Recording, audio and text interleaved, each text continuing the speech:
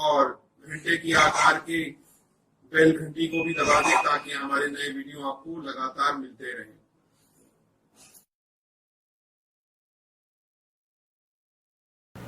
नमस्कार दोस्तों, धर्म रहस्य चैनल पर आपका एक बार फिर से स्वागत है।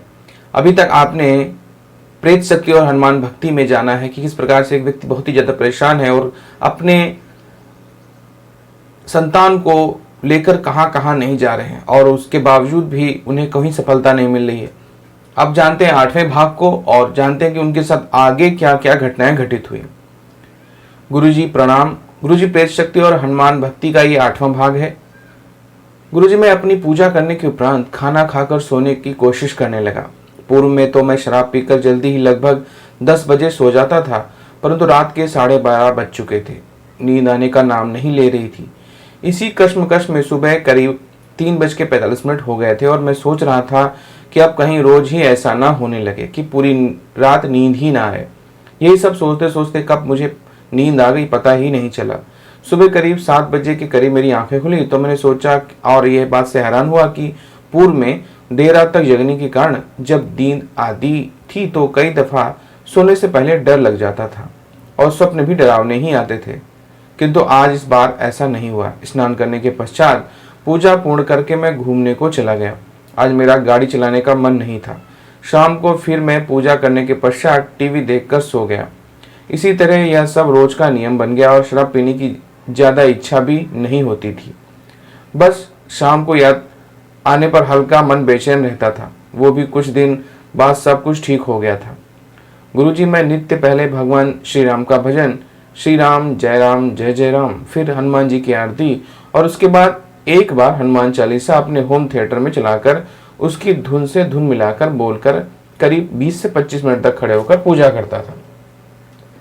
फिर धीरे धीरे इसको मैं बढ़ाता चला गया और मात्र 15 दिनों की पूजा के करीब 40 मिनट की मैंने इसे कर लिया।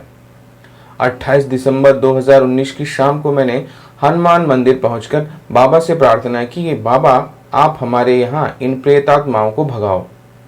मैं आपकी चालीसा को अगले मंगलवार से लगातार 41 दिन तक 3 बार पढ़ा करूंगा। फिर मैंने 30 दिसंबर 2019 से हनुमान चालीसा को सुबह शाम 3 बार पढ़ना शुरू कर दिया। अभी मुश्किल से 7 या 8 दिन ही हुए होंगे कि मुझे एहसास हुआ कि मेरे लेफ्ट हाथ के आसपास कोई है।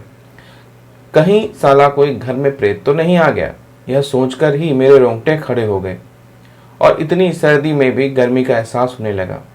यही बात मेरे को अगले दिन शाम की पूजा में महसूस हुई कि कोई तो है जो मेरे लेफ्ट हाथ के आसपास है। प्रेत का ख्याल आते ही मेरे रोंगटे खड़े हो गए और एक अलग तरह की दहशत मेरे दिल और दिमाग पर छा गई। कहीं ये साले भूत प्रेत मेरे दिमाग पर कब्जा तो नहीं कर लेंगे जैसे मेरे लड़के के ऊपर कर रखा है। कहीं मुझे इस तरह परेशान ना करने लगे। गुरुजी, सच कहूं तो मेरे मन में अब पूजा बंद करने का विचार आने लगा। खाना खाने के पश्चात काफी रात तक इस बारे में सोचता रहा, कहीं ये मेरे मन का भ्रम तो नहीं, और अगर ये सच हुआ तो ये साले भूत प्रेत अब मेरे इर्द गिर्द मंडराने लगे हैं। यही बात सोचते हुए मुझे नींद आ गई। गुरुजी, जब सुबह पूजा करने के पश्चात मैं पूरे दिन सर्च कर यही देखता रहा कि हनुमान जी की पूजा करते समय क्या क्या होता है और कैसे कैसे अनुभव होते हैं। अंत में करीब 2 हर वीडियो में बात बताई गई कि पूजा के दौरान बुरी आत्माएं पास आ जाती हैं और गुरुजी, बुरी आत्माओं का तो हमारा घर गढ़ बन चुका था। करूँ तो क्या करूँ, यही सोचकर मैं हनुमान मंदिर में जाकर वहाँ के पुजारी को सारी बात बताई, जिन पर हनुमान जी की गद्दी भी आती थी। गुरुजी, उनकी बातों से मेरे मन में कुछ तसल्ली हुई। उन्होंने बताया कि अगर पूजा के दौरान घर या बाहर की कोई बुरी आत्मा आ भी जाती है तो डरना नहीं है और कोई भी आत्मा हनुमान जी की पूजा करते समय तुम्हारा कुछ भी बिगाड़ नहीं सकती। बालाजी की जो भभूत मिली है, पूजा करने से पहले हनुमान जी का ध्यान कर थोड़ी भभूत चाट लिया करो। उनकी इन बातों से मेरे पर अच्छा प्रभाव पड़ा और कुछ जो दिल और दिमाग में डर था वो दूर हो गया, किंतु मन के किसी कोने में अब भी यह बात थी कि कहीं साला प्रेत आ ना जाए, जो होगा देखा जाएगा। यही सोचकर शाम को धूप और देशी घी का दिया जलाकर पूजा समाप्त की। गुरुजी, दक्षिण पूर्व की साइड का घर 8 फीट का एक मेन गेट है जिसमें 6 से 7 फीट का लोहा दरवाजा जो है उसका लगा हुआ है और दरवाजे के ठीक सामने 8 बाई 13 का एक कमरा बना हुआ है। और कमरे में 4 बाई 5 फीट की एक विंडो लगी हुई जिससे मैं मेन गेट को पूरा दिखता है। और मेरे इसी कमरे के बराबर में ही एक छत के ऊपर जाने के लिए सीढ़ी बनी हुई है। उसी रात की सुबह को मुझे एक सपना है जिसमें मेरे कमरे की विंडो के बराबर में एक बड़ा बेड पड़ा हुआ है जिसमें पूर्व दिशा की ओर मुंह करके हनुमान जी लेटे और अपने मुंह को मेन गेट की तरफ करके अपना मुंह मेरे कमरे की तरफ बार बार करके यह कह रहे थे कि ये आत्मा इधर से आती है। ऐसा उन्होंने करीब 4 से 5 बार कहा। देखने में सफेद दाढ़ी मूछ ऐसा दिख रहा जैसे महाभारत में भीष्म पितामह और उनके सर पर बैठा ऐसा कुछ समझ में आता था, किंतु उसमें शरीर ऐसा नहीं था जैसा कि वास्तव में मैं हूँ। मुझको ऐसा लग रहा था कि मैं जैसे वह मेरा शरीर न होकर मेरी आत्मा है, जैसे हमारे ऋषि मुनि आत्मा की बनावट बताते थे। भगवान ही जाने कैसी बनावट थी मेरी आत्मा की। यह मुश्किल से 1 मिनट का ही सपना था। गुरुजी, इस सपने का मतलब क्या था जरूर बताना। मैंने तो इसका यही मतलब निकाला है कि मेन गेट के अंदर घर के अंदर आत्मा प्रवेश करती है और इन पंचमुखी की मूर्ति जिसकी मैं पूजा करने लगा था उसको मेन गेट को देखते हुए अपने पूजा घर को उत्तर दिशा में लगाकर पूजा करने लगूं। ऐसा मेरे मन में विचार आने लगा। फिर 2 दिन बाद जब शाम को पूजा कर रहा था, यानी कि अब तक मेरे मन का जो भय था वो निकल गया था, तो जलते हुए दिए बाती को इधर उधर घुमाने के लिए दिया था। कुछ उल्टी हो गई थी जिसके कारण रोशनी कम हो गई थी। तभी मैंने अचानक अपनी पूजा रोक दी और उस जलते हुए दिए की बाती बुझा दी, उसकी दोबारा से सही करने के लिए। यानी कि कुछ तभी ऐसा अनुभव हुआ कि कोई मेरे पीछे खड़ा है। अपनी टांगों से उचक कर यह देखने की कोशिश कर रहा था कि क्या हुआ। तभी मेरे दिमाग में ख्याल आया कि पीछे खड़े स्वयं हनुमान जी हैं या उनके दूत। ऐसा सोचकर मैं मुस्कुराने लगा और मन ही मन कहने लगा, बाबा अब आप अपनी पूरी फौज ले आओ, अब मैं डरने वाला नहीं।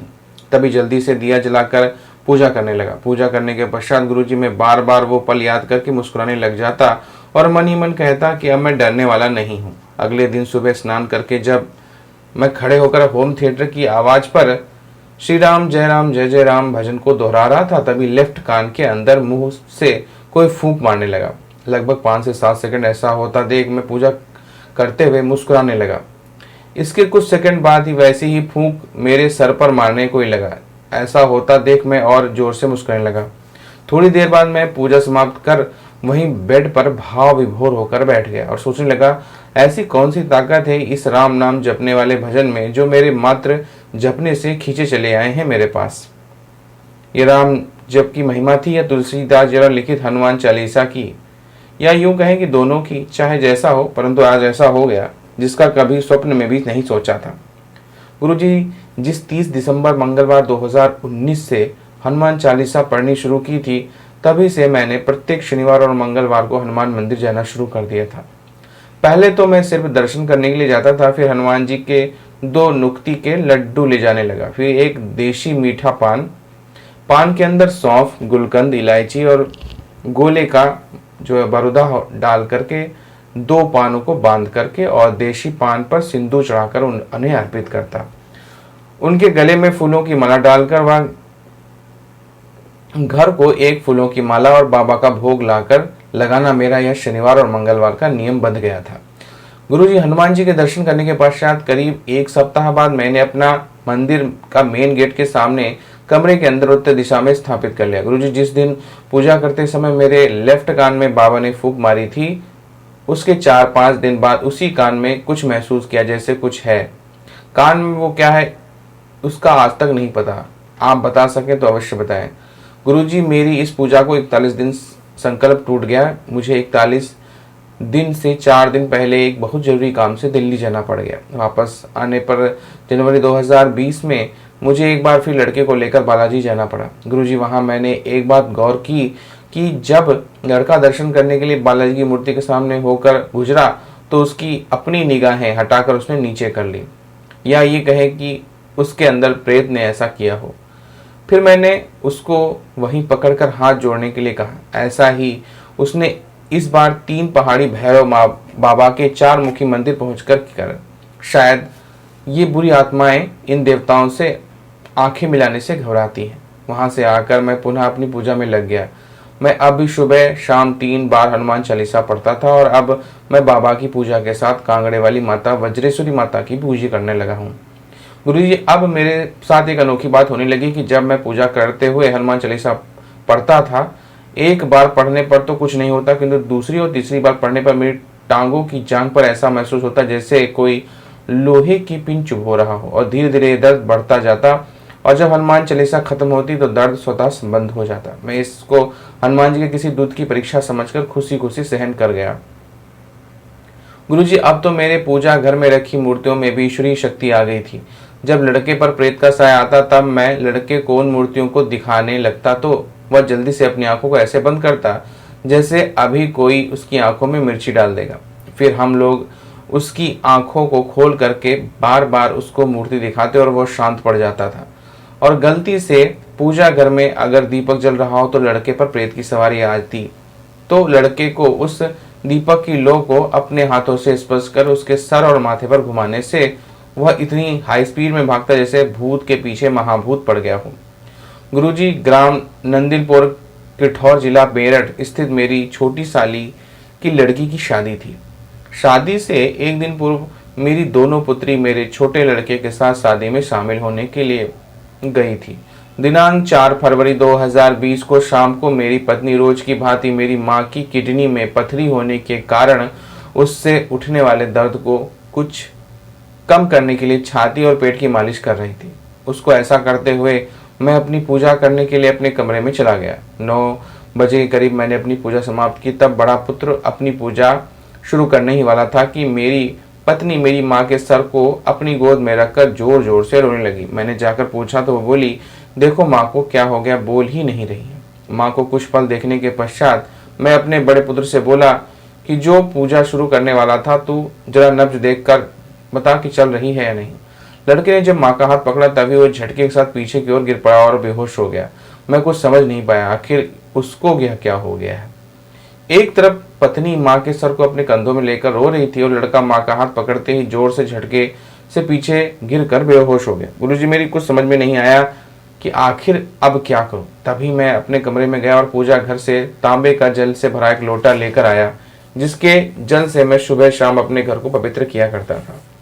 फिर मैं उस लोटे से पानी की कुछ बूंदें लेकर जय श्री राम नाम लेकर माँ और लड़के के सर पर मारने लगा। ऐसा करते ही मुझे करीब 2 मिनट हो गए। तब मुझे यकीन हो गया कि माँ नहीं रही, तो मैंने लड़के को जमीन से उठा बेड पर लिटाकर अपनी लड़की और अपनी साली को फोन कर अपनी माँ के मरने की सूचना देकर मैं पुनः उसी कमरे में आ गया और पुनः लड़के और माँ के सर पर उसी पूजा घर के तांबे के लोटे में रखे जल से अपने हाथों में कुछ बूंदे ले करके जय श्री राम नाम लेकर मारने लगा। तभी मैंने देखा कि माँ की पलकों में कुछ हलचल हुई। तब मैंने पानी की कुछ बूंदे फिर माँ के सर पर मारने लगा। जब मुझे यकीन हो गया कि माँ अभी जीवित है तो मैं लड़के को हाथों से उठाकर कहने लगा कि संजू, घर पर लड़के को इसी नाम से पुकारते थे। तो कहा कि संजू ठीक है। तब उसने बड़ी मुश्किल से कहा मैं ठीक हूँ और बेड से किसी तरह उठने की कोशिश करने लग गया। जब मुझे यकीन हो गया कि दोनों सही हैं तो मैंने पुनः दिल्ली स्थित लड़की और अपनी साली को बताया कि अब माँ सही है, शायद माँ के प्राण दोबारा वापस आ गए हैं। गुरुजी, किसी तरह वो रात हमने बड़ी ही आशंकाओं के बीच गुजारी थी, कहीं दोबारा कुछ ना हो जाए। गुरुजी, लड़के की माँ के हाथ को छूने मात्र से उसका झटका खाकर दूर कर गिरकर बेहोश हो जाना किस था अवश्य बताएं। गुरुजी, सुबह उठकर पूजा करने के पश्चात सभी ने माँ से रात वाली मरने की घटना के बारे में पूछा तो वह कहने लगी कुछ आदमी उसको कहीं लेकर गए थे, वहां पर बैठे किसी आदमी ने कहा कि यह किसको लेकर आ गए। गुरुजी, पहले की तरह लड़के के सर आकर ऐसे ही परेशान करना शुरू कर दिया जैसे पहले किया करती थी। गुरुजी, यहाँ 2 घटनाओं का अवश्य ही जिक्र करूंगा, गलती से पिछले भाग में रह गई थी। पहली घटना मेरी छोटी लड़की से संबंधित है। एक रात के लगभग 2 बजे अचानक मेरी छोटी लड़की जोर जोर से चिल्लाने लगी जब सभी सो रहे थे। चिल्लाने के कारण सभी सोकर उससे उठ बैठे और लड़की के पास जाकर उसे देखने लगे, अब इसको क्या हो गया है। मैं भी जाकर देखने लगा। उस समय गुरुजी मुझे कुछ नहीं सूझा, जाकर अपने मंदिर में जल वाले तांबे का लोटा लेकर आ गया और उसमें से पानी की कुछ बूंदे लेकर हनुमान जी का यह मंत्र ओम हम हनुमते रुद्रात्मकाय हुम फट जिसके मैं पूजा करने से पूर्व लगभग 5 मिनट जप किया करता था, आज भी करता हूँ, पढ़कर लड़की के सर पर 3 या 4 बार मारा और कहा भाग जाए यहाँ से। गुरुजी, चमत्कारिक रूप से लड़की मेरी तरफ कुछ पल देखने के पश्चात नॉर्मल हो गई और ऐसा कर मैं आश्चर्य में पड़ गया और सोचने लगा कि शायद हनुमान जी मेरे द्वारा अपना चमत्कार दिखाना शुरू कर दिए हैं। दूसरी घटना, गुरुजी, एक दिन मैं अपने किसी कार्य से दिल्ली गया था। अपना कार्य समाप्त कर एक चैनल है शनि धाम, आगे मैं बताऊंगा नहीं क्योंकि किसी भी चैनल का नाम यहाँ पर स्पष्ट रूप से लेना ठीक नहीं है।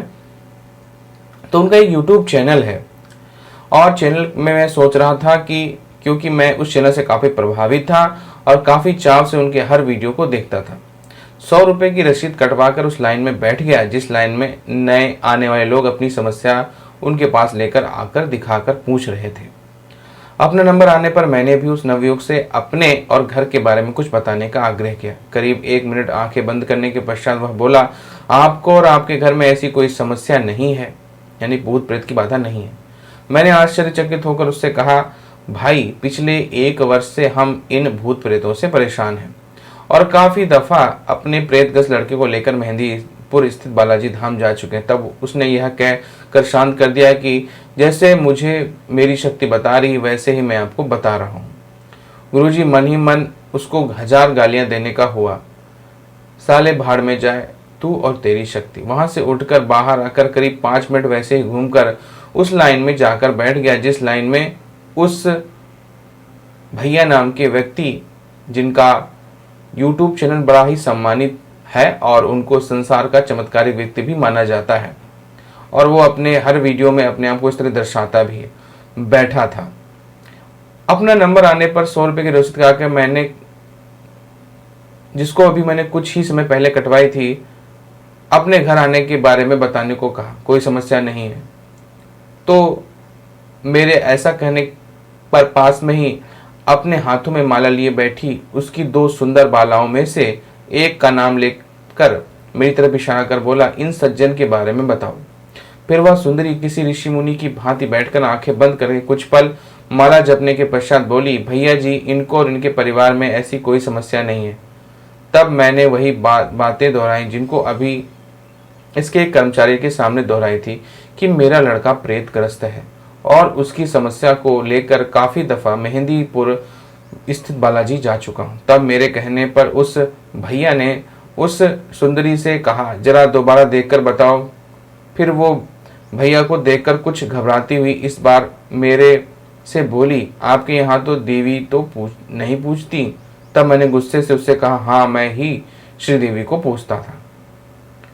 उसके शादी करने के बाद मैंने उसका पूजन बंद कर दिया। यह सब कहकर मैं जल्दी जल्दी चलकर अपनी लड़की के यहाँ आ गया। गुरुजी, 6 मार्च 2020 की रात को करीब 3 बजे मेरी माँ अचानक जोर जोर से चिल्लाकर कहने लगी, बचा लो, कोई बचा लो। जोर जोर से चिल्लाने पर मेरी भी आंख खुल गई। गुरुजी, जोर जोर से तो वो पिछले करीब 15 दिनों से चिल्ला रही थी अपनी पेट को पथरी से और काफ़ी दफ़ा डॉक्टर को दवाई के लिए बोला था, पर वो हमेशा दवाई के लिए मना कर दिया करती थी और इसी जोर जोर से चिल्लाने से घर के सभी लोग परेशान भी हुआ करते थे।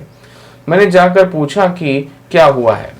बस एक ही बात बार बार कहती, बचा लो बचा लो। मैंने उनसे बोला, किससे बचा लूं, कोई तो नहीं है। ऐसा उन्होंने 3 बार चिल्लाकर कहा कि बचा लो बचा लो। तब मैंने झल्लाकर कहा, चुपचाप सो जाया करो, यहाँ कोई नहीं है, और जाकर अपने बिस्तर पर सो गया। सुबह पत्नी ने कहा कि अब माँ कुछ भी नहीं बोल पा रही। मैंने भी जाकर देखा कि वह बुदबुदाती, पर हमारी कुछ समझ नहीं आता। उसी रात 10 बजे माँ का देहांत हो गया। यह देख मेरा लड़का बेहोश हो गया। बार बार होश में लाते बात हूँ करके बेहोश हो जाता। रात को ही मेरे सब रिश्तेदारों को अपनी माँ के देहांत की सूचना देकर आने का इंतजार करने लगे। अगले दिन मरने की सूचना पाकर सभी रिश्तेदार घर पर आना शुरू हो गए। लड़के को हम सभी बार बार उठाते और वह बार बार बेहोश हो जाता। गुरुजी, मैं अब भी नहीं समझ पाया कि रात को माँ कैसे चिल्लाकर कह रही थी कि बचा लो बचा लो। जब उनकी पथरी का दर्द उठता था तो वह पत्नी या किसी लड़की को बुलाकर अपनी छाती और पेट मलवाती थी, ना कि बचा लो पुकारती थी। सभी रिश्तेदारों के आने के पश्चात हम लोग माँ की अर्थी को ले जाने लगे। तब रिश्तेदारों ने बेहोश लड़के को यह कहकर होश में लाने लगे कि तेरी माँ अब जा रही है, अंतिम दर्शन कर ले। बड़ी मुश्किल से रिश्तेदारों के हाथ का सहारा लेकर आया और देखते ही वो फिर से बेहोश हो गया। गुरुजी इसका अंतिम चमत्कारिक भाग कल भेजूंगा। इस बार की तरह इस बार का निष्कर्ष निकालकर बताएं कि यहाँ जो भी प्रश्न हैं उनका अवश्य जवाब दें। गुरुजी यह 15 माह का घटनाक्रम है, इसलिए कुछ बड़ा हो गया है। तो इस प्रकार इसका अनुभव यहाँ पर समाप्त हो गया। देखिए कुछ बातें जैसे कि इनकी माँ का जो है जागरण हुआ, जिस मंत्र के माध्यम से हुआ वो मंत्र बहुत अधिक शक्तिशाली है, और जब हम इस तरह से प्रयोग करते हैं तो फिर निश्चित रूप से अगर किसी विशेष लोक में कोई आत्मा जा रही है या उसको यमदूत लेके जा रहे हैं तो उनको रोका जा सकता है। और ज़्यादातर प्रेत ही जो होते हैं वो जल्दी लेकर के जाने लगते हैं आत्माओं को। जब किसी घर में प्रेत बाधा वगैरह हो, वो यमदूतों से पहले आकर के वो कार्य करने की कोशिश करते हैं। तो वहाँ पर भी ऐसा ही हुआ था, इसीलिए उनकी माँ का फिर से उनका जीवन वापस मिल गया था। रही बात बाद में मृत्यु हो जाने की, तो जब समय आ जाता है तभी मृत्यु होती है।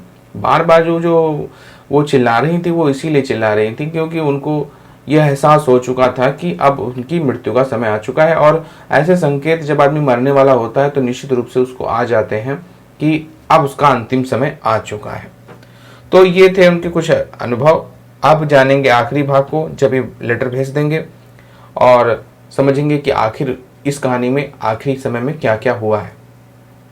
अगर आज का वीडियो आपको पसंद आया है तो लाइक करें, शेयर करें, सब्सक्राइब करें।